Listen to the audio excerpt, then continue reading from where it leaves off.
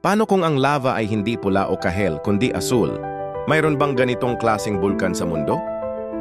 Sa isla ng Java sa Indonesia, matatagpuan ang Kawah Ijen, isang aktibong bulkan na kilala sa kakaibang api biru o blue fire. Ngunit ito ba ay tunay na asul na lava? Ang tinatawag na blue lava ay hindi tunay na lava. Ito ay resulta ng pagsunog ng sulfuric gases na lumalabas mula sa bulkan.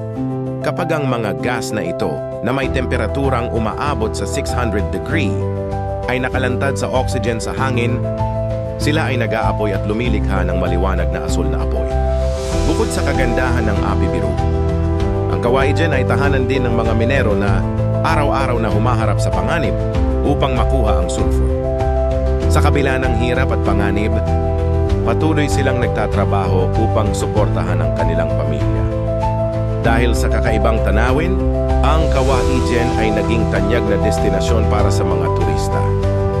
Ngunit tandaan, ang kagandahan ng api biru ay may kaakibat na responsibilidad, ang pangangalaga sa kalikasan at respeto sa mga lokal na komunidad.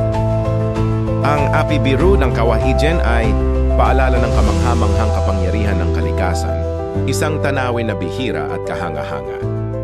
Salamat sa panunood, NB Eco.